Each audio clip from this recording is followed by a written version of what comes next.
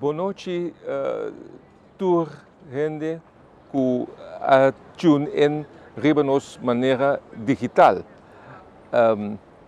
Nós temos a noite algo especial. Nós temos Esther Jacobs, que é digital nomad, então ele vai elaborar riba o sistema que é mesmo a experienciar como digital nomad. Durante a pandemia de corona, nos assinha que o hobby course é digital. E tem su course bom com ele, naturalmente, você perde contato social um tiki. Pero, é eficiente sim. E a noite aqui, está para nos partido para recordar fundo. Fundo para nos por expressar den media nan kiko nos está para pé. Para posnan também pode informar e durante essa como nos vai seguir trade a próxima governação. A governação não está diz para governar, é para o bem-estar de nosso país completo, sem excluir nenhuma gente de nosso país. De coisas que seguro nos está para pé, da honestidade, boa governação e uma boa relação com a Holanda e com os outros partes do reino. Esse está em grandes rasgos, o qual nós está para pé e está contente que toda a gente a contribuir na nós, para nós ter e fundo para dar mais claridade de média, mais claridade no povo, para assim nós possamos seguir ajudar nosso país. Danke, seguro, danke para esse. Hello, my name is Esther Jacobs and I don't exist. That may be a bit weird because I'm here, but officially I don't exist. I'm not registered anywhere and I live, work and play around the world. Some people call it a digital nomad, others call it location independent entrepreneur. And after my presentation, I hope you will have more insight into this lifestyle, into the different types of digital nomads there are, how Curaçao can see this as an opportunity and invite more of us to come live, work and play on this beautiful island. And maybe I will even inspire you to have a little bit more of that freedom feeling in your own life. What I'm going to do, I'm going to share my personal story, which is a roller coaster ride and all the discoveries that I've made about living outside of the system, trying to fit into the system with a lifestyle that's actually ahead of the regulations in the system. And at the end, I'll also give some tips and opportunities. I'll show you what other countries are doing for digital nomads. I'll show you what digital nomads are looking for and how Curaçao can provide them with this. So hopefully it will be an inspiring ride for all of us. I always call it a buffet of inspiration. So when you go to a buffet dinner, some people go directly for what they know. Others want to try everything. You know, those people with the big plates full of different types of food. Others go several times. So tonight is a buffet of inspiration. You pick the things that you like and the rest you just leave. And I hope everybody will leave with a nice, warm, comfy feeling and some new seeds planted. So to start with the idea of digital nomads, most people think that the digital nomad lifestyle looks a little bit like this. And this picture is not even the most extreme. I'm sure you've seen a lot of people sitting on the beach with their laptops. And I must tell you that's a lie. You cannot work like that. You don't want the sun in your eyes when you're trying to type. You don't want sand in between your keyboard and everywhere in your body, in your clothes. These people are not real digital nomads. They're backpackers with a laptop who pretend that they're working or who are trying to work. But if you know what working is, what being productive is, then you'll probably agree with me that real work is getting done when you're probably in this climate in an air-conditioned office without distractions, with your laptop at the right level and being able to really work and be productive. So the digital nomad lifestyle is very nice.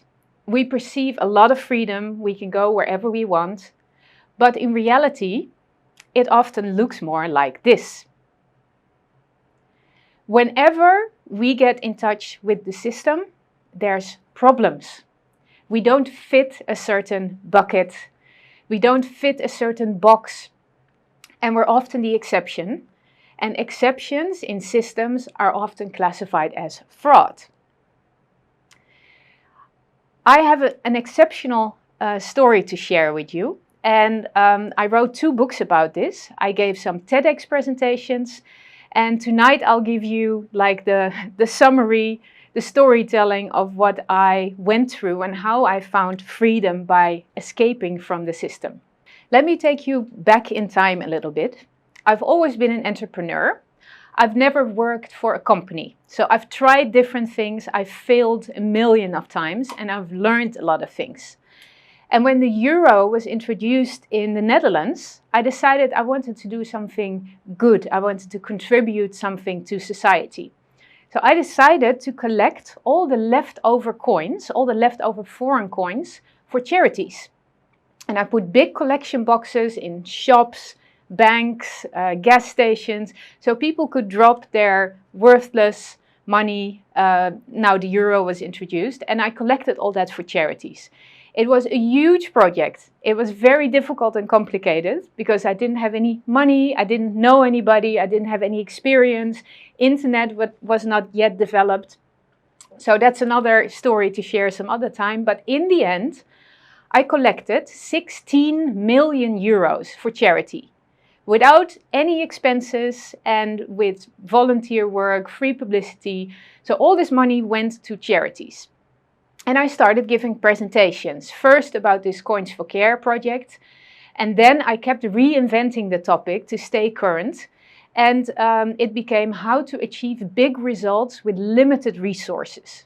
I gave presentations for years, and more topics were added as I learned more and as people wanted to know more about the entrepreneurial mindset and how I lived and how I made my choices. I even got knighted by the Dutch Queen. I'm officially Ridder in the Orde van Oranje Nassau. That was at the City Hall of Amstelveen, the city where I lived. The mayor came and I got this big medal, and it was all very, very special. He even named me honorary citizen of the city of Amstelveen. To my surprise, a few years later, when I went to that same city hall to get my passport renewed, the person at the window said, "We cannot renew your passport because you don't live here anymore." And I was surprised because I had lived in Amstelveen for like 15 years. I traveled a lot, but I always came back. It's close to Schiphol Airport, that's why I like that place. I owned a house there. I wasn't keeping any rental house occupied. I made my own money as an entrepreneur. I wasn't on Social Security.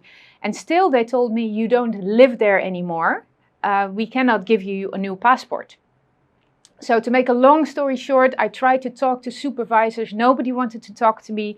I couldn't look at my file because they said that's privacy protected. And I was like, that's my privacy, right? But they wouldn't show me the file. They just told me to wait until somebody would contact me. And they never did. So again, I went to the city hall. I tried. And in the end, I found out that there's a law in the Netherlands, and most countries have this law, that if you don't sleep in the place where you're registered for more than 4 months a year, that you're not allowed to be registered there. Now, this is an old law, and it used to be logical because when you lived somewhere, they assumed you could travel, you could go on holiday, but you would always come back to that place. And if you lived somewhere else, then you would spend time there. So they thought if you spend less than 4 months a year in one place, then you probably spend 8 months a year in another place. But in my case, I spend 4 months a year in the Netherlands. I spend a few months in Curacao. I spend a few months in Miami, where my father lives. I spend a lot of time in Mallorca. I spend the winters in Thailand. So I spend 1 or 2 or 3 months in different places. I considered the Netherlands still to be my home country. I paid taxes, I contributed, I did everything by the rules, but they wouldn't let me register in my own house. I didn't know what to do, so I approached the media that I still knew from the Coins for Care project, and within hours the ministers were having a meeting on my case. Kamervragen. 3 weeks, the Dutch government had meetings on the case of Esther Jacobs, and their conclusion was that even though this law is not meant for people like me, who do nothing wrong, technically the city was authorized to deregister me, because they followed the rules of the law. And the result was bizarre. I got deregistered from my own house. I lost my parking permit.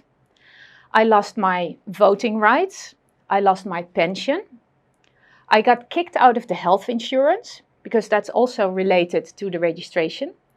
My company got deregistered from the Chamber of Commerce, because, excuse me ma'am, if you don't have an address, you cannot have a company. And because I didn't have the Chamber of Commerce registration anymore, my phone plan got cancelled and my bank accounts got closed. It was like a game of dominoes from hell. There was no stopping it. There was nowhere I could go. There was not one organization that could help me, because the highest level, the ministers, had already decided that I didn't live in the Netherlands anymore. There was only one organization in the Netherlands that kept saying, Ms. Jacobs, to us you are and will always be a cherished citizen of the Netherlands. Can you guess which organization that was? The tax service, the Belastingdienst.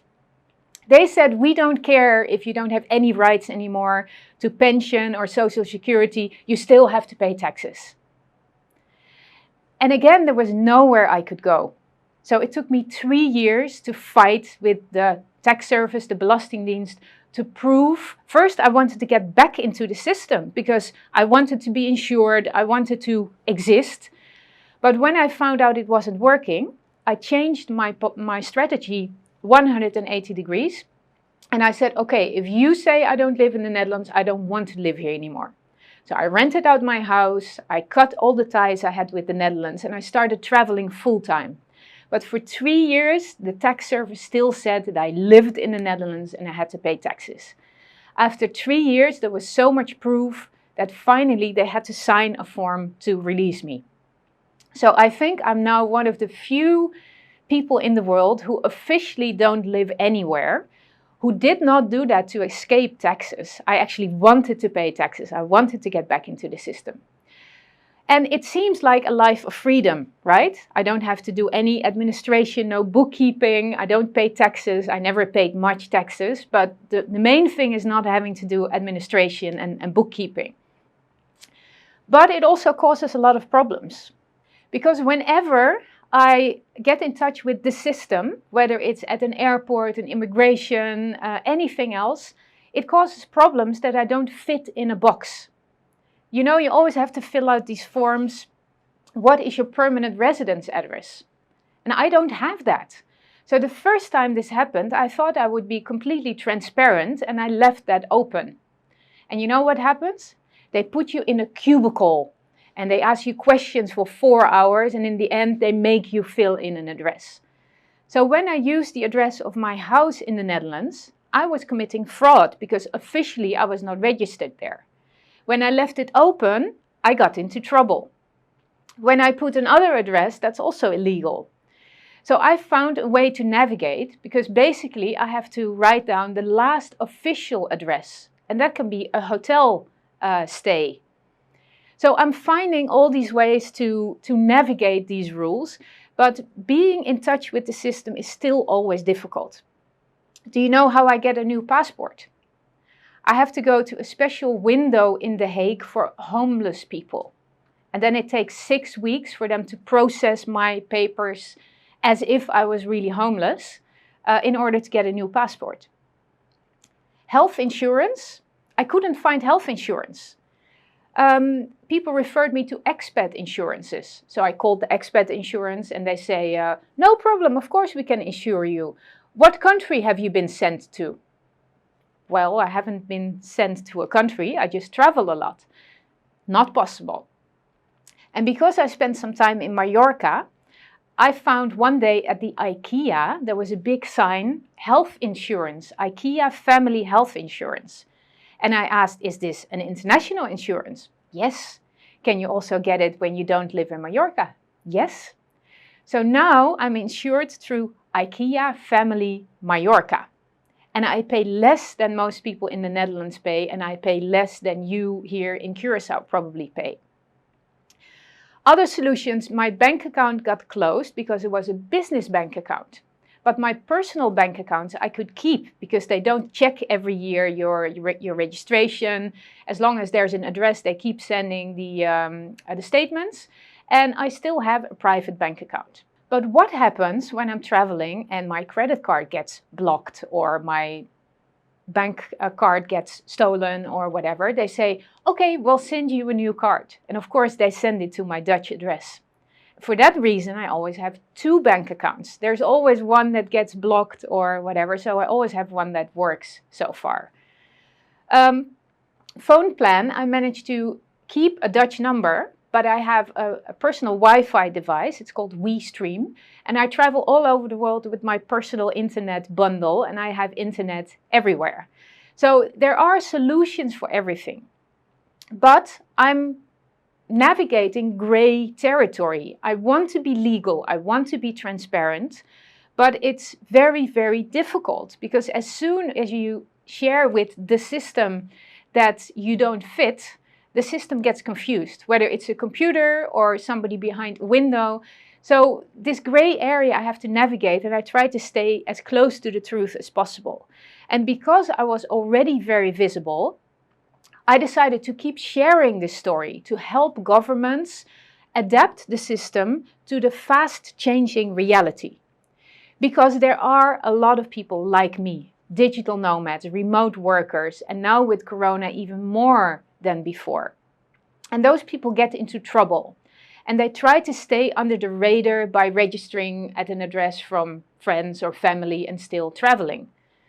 And I've also heard stories of people who've worked their whole life, who reach their pension age, who want to benefit from the time they still have left. They buy a sailing boat and they say, let's go sailing around the world. We've paid our social security our whole life and now we get our pension we can enjoy. That's fair, right? What happens with this law is that people have to be in the Netherlands for 4 months a year. So even though they're sailing the world, they have to come back to the Netherlands, they have to rent a house and wait for 4 months until those 4 months are over. Otherwise they lose their pension. And that's not fair. So I was asked by the Dutch government, the same government that fired me, to brainstorm and help them find solutions.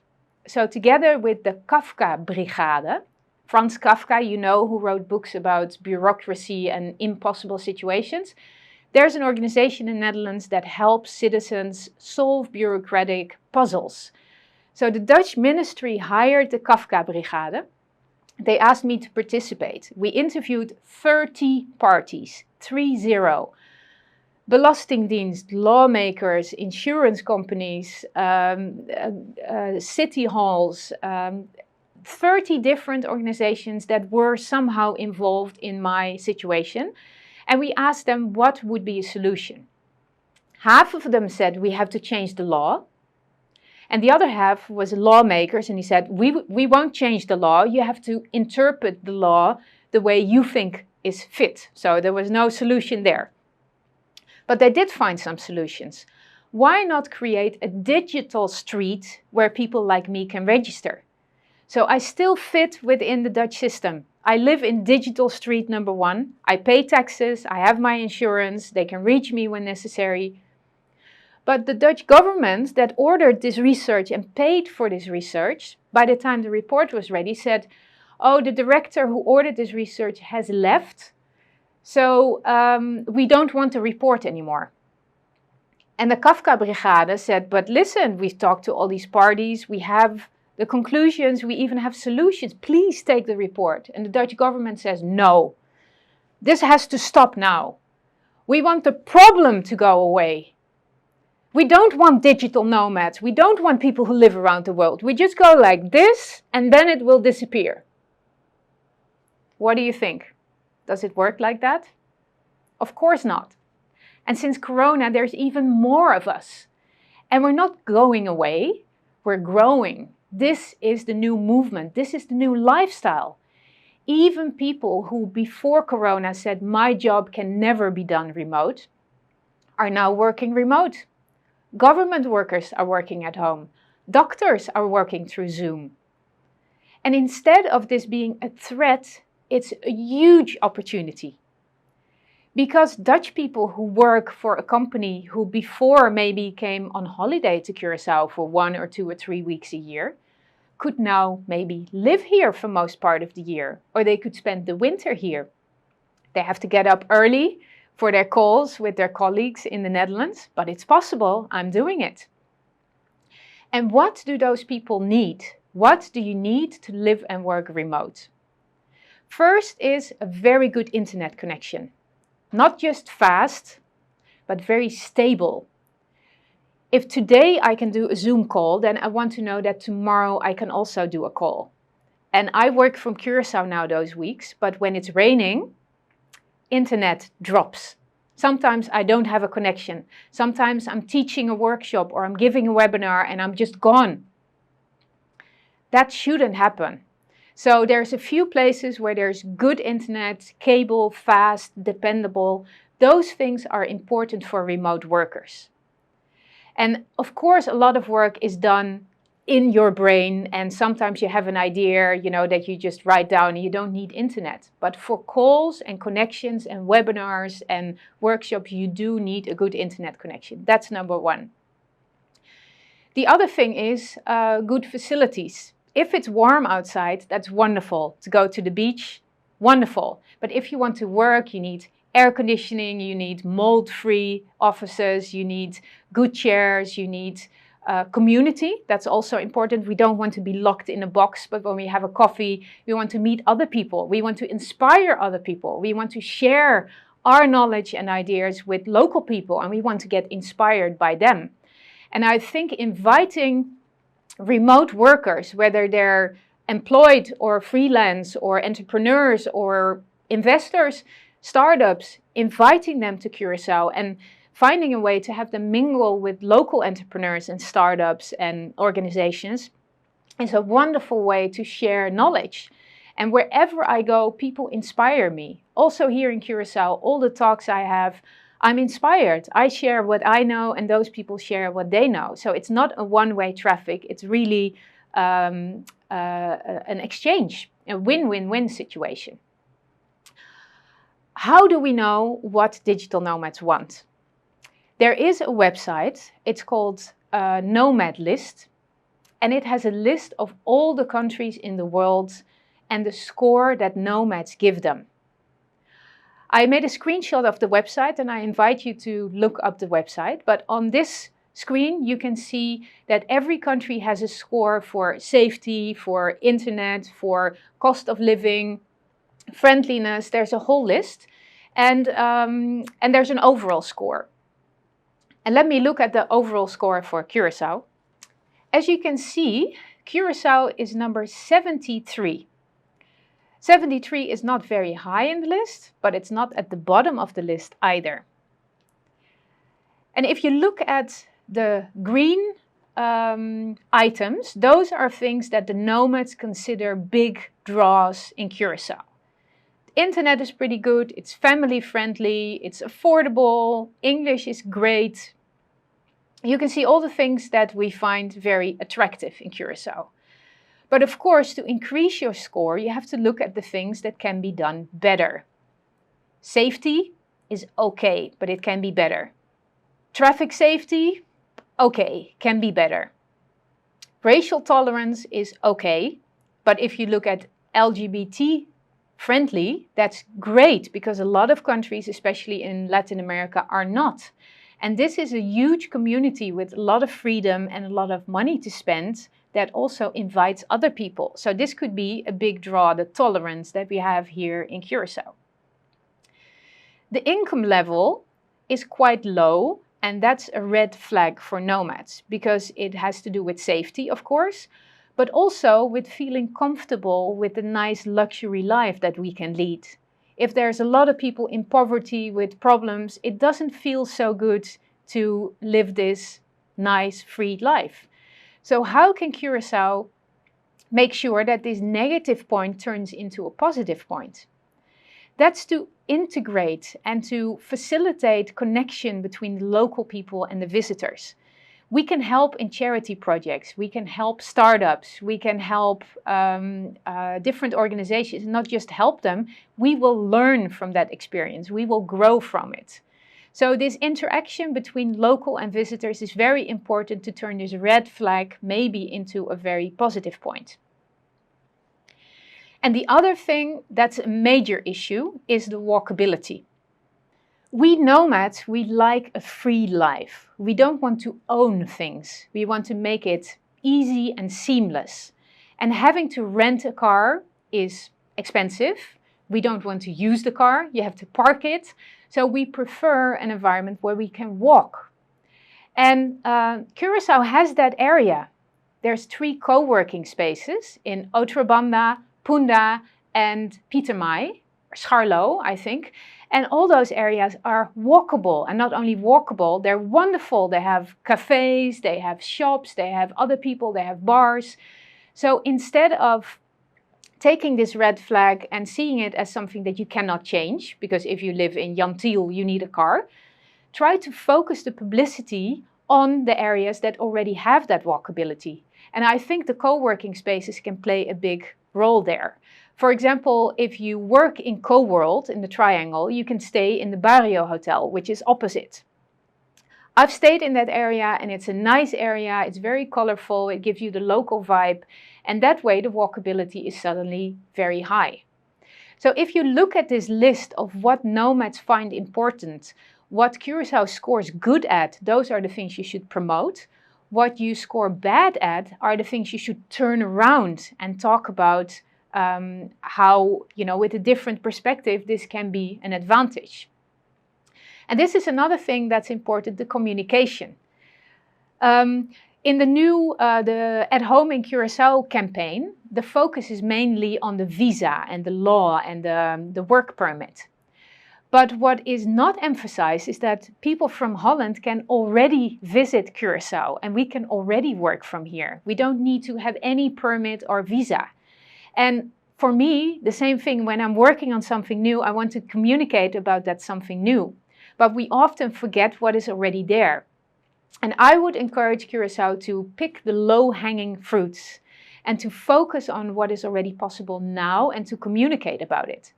There are so many people in the Netherlands who would like to be here, start early, work the Dutch office hours, and then at 12 o'clock or 1 o'clock go off and go surfing, swimming, to the beach.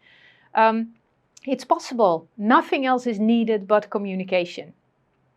Another thing that could invite more people to come to Curacao is the fact that we have very few corona cases here. And if we get a large part of the population vaccinated, it will be able to open the island more. And if you require a test for entry, like there is now, it will be a safe haven in the world of corona that's still turbulent and continuing. And I know people want to travel to a place that's classified as safe, where they feel safe, where they can live a normal life and still do their work. So I think you have a huge opportunity there now to make sure that Curacao is classified as safe. The travel restrictions are lifted, at least for the Netherlands, because the connections are so close, and maybe also for other parts of the world. I'm in a lot of digital nomad groups on Facebook, and everybody's asking, where can I go? Where is it relatively safe, and where are the measures relatively relaxed? So I think we are at a time of huge opportunity, and some countries are already stepping into that. One of the big examples is Estonia.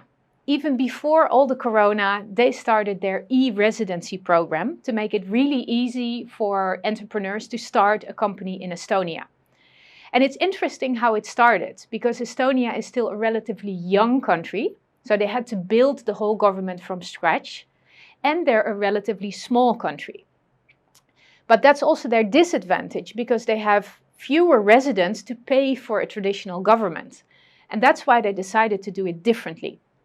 They built a digital government, which is cheaper, seamless, easy, fast, friendly, accessible. And when they had that for their own residents, they thought maybe we can offer this to foreigners as well. And that's when they set up the E-Residency program, which makes it easy to start a company in Estonia. It's a bit confusing because people think it's also a residency, but that's not it. So it's only a company creation. And that's something that Curacao used to have as well. You used to have the E-Zone, which was very attractive for people to start their company here. That's not there anymore, but I would encourage you to find a simple, attractive solution for people to start a company here. I help a lot of digital nomads, and the number one question I get is, where should I start my company? The concept that everything should be in one place, to have all your eggs in one basket, is really old-fashioned. Nowadays, we talk about the six-flag theory. You can be registered as a person in one country, your company can be registered in another country, you have your server, your website in another country, your bank accounts in another country, you play in another country, you have your real estate in another country. You can choose which country offers the best terms for what you want to do there. And Curacao has so many benefits, and if the financial is also one of the benefits, I'm sure you will draw a lot of people. And there's a lot happening right now, so you need to act fast. And it's not just about building laws or visa or creating things, it's about claiming something and communicating about it. Estonia did that with the company registration. Portugal is just doing this with their creation of the first digital nomad village in the world. They didn't build a village. You know what they did? They looked at their island Madeira, and there are several villages with co-working spaces and cafes. They made sure that one of the villages had good internet, and they said, this is the first digital nomad village. They started to communicate about it, and in the whole world, people are flocking to that village. Not because it's any different from any other village, but because they claimed the first digital nomad village.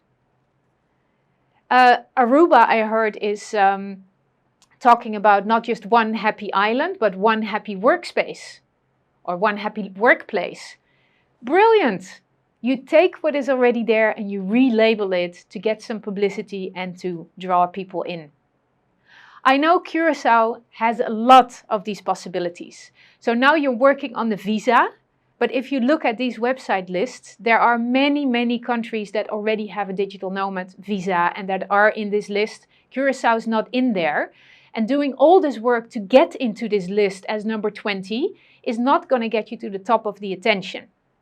So I would like to invite you to think about first about your own life. Where can you get more freedom? Where can you break the boundaries of what is possible, of what is customary, and, you know, break free and do what you really like and be visible and to help other people? But also as an island, what do you already have and who needs it most? And I would encourage you to work on this link between Dutch people feeling stifled by the rules, still in the winter, allowed to work remote for the first time, and Curacao needing people to spend money, to rent apartments, to rent cars, to stay longer, to spend money in restaurants. And there's nothing needed to make this happen, only communication. In the meantime, you can still work on the visa and the communication about that program to draw people from other countries who may not have heard about Curacao yet. And what is happening right now, the cooperation between the lawmakers, the CTB, the different parties who are trying to set something up, I would incorporate the co-working spaces as well, because they know remote workers. They have all the facilities, the hotels around that, the walkable area of Punda, Pitomai, Scharlo and Otrobanda. That is the area you should focus on for the real remote workers, and for the holiday remote workers, it's probably the area Jan Tiel, Jan Sefat and all the other wonderful places on the island where you can stay and work. I could go on for hours. I want to share more. I'm available for help, for inspiration, for information. You can have a look at my website to see what other things I do. I give presentations, workshops, but my most important thing is I would like to empower people, organizations and countries like you to make the best of what you already have. I wish you a lot of fun and good luck in doing this, and I would like to conclude with my life motto: no excuses.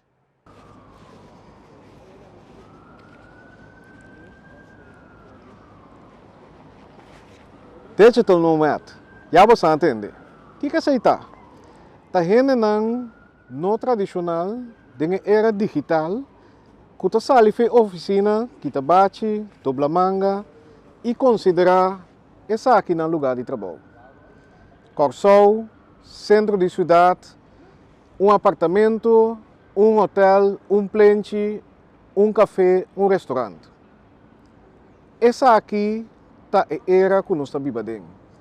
Caminha quantidade grande de gente, jovem e também de mais idade, e também família inteira, tá viajar rond mundo, então não tá importar onde não tá trabalha, no momento para servir na clientela rond mundo. O que isso significa para pessoal?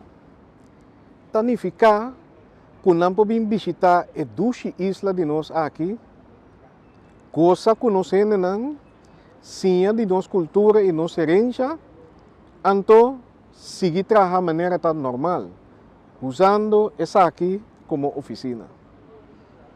Sonho ou verdade? Essa aqui é nossa realidade acaba. E acaba, nós temos grupo que visita Corsol, não huur apartamento ou casa, ou também não queda atrás nós aqui em Série Trabanda, ou de Punda, não bem com laptop, telefone, e não faz trabalho, não cria, não brinda serviço, não cliente rond mundo. Quedando na Corsol por temporada larga. Corsol oferece isso aqui natural. Nós temos infraestrutura, nós temos internet, não todo caminho, mas toch no nível competitivo, para sombra, tem Digital Nomad com minha mesa topa, for de merca que tabisa e internet aqui está melhor que na casa, por exemplo, na Washington DC. Pero mais que sei, que Digital Nomad busca? Experiência. Ele busca experiência autêntica, conhecer uma cultura nova, viva meio e trabalha meio de gente que vive na local, e não que sim a coisa de maneira baile folclórico, e música de país, como é prato de país também, nossa cozinha criolla, e não aportar na nossa comunidade. Que não somente não trabalha aqui, não cria trabalho, door de, por exemplo, usa câmara de hotel, apartamento, huurkas, pero não gosta de experiência maneira onde não avisami, mitigani sim a baile, baile folclórico, onde me põe gente sim a mim. Ou me que vai piscar, pescador que vai comer, para me tirar linha, tá algo que nós temos que aproveitar de dia. Corsol está preparar? Sim. Nós está preparar para receber, nós lança agora aqui programa que nós está facilitar, permite, pero nós não podemos parar aí. Nós temos que usar para nós pueblo, nós temos internet high bandwidth, pero nós temos que compreender também que Digital Nomad está ente que está de ambiente digital. Pois, Bono po lagi ele bini airport ando puntrele, por exemplo, ta quanto cash e tinkune. Of kung e pasi transaksyon ng digital unda kita. Kami nos ting caminho de cana. Pero, esta parte de nosso futuro brilhante. Local parte que repe, nós tá país que sempre tá bata internacional e agora aqui nós tá abrir para Digital Nomads sem conhecer nos duche corso, biga parte de nossa comunidade para uma temporada e naturalmente essa aqui tá 13 divisa, essa aqui tá cria trabalho e essa aqui tá põe nos a trover o mapa internacional para outro turista não também que visitar. Para sombra e não batem aqui, não tá quieto. Nanta blog, nanta vlog e aceita 13 mais turista nos isla. Nós tá clape, nós de parsi, sige ka na conosco.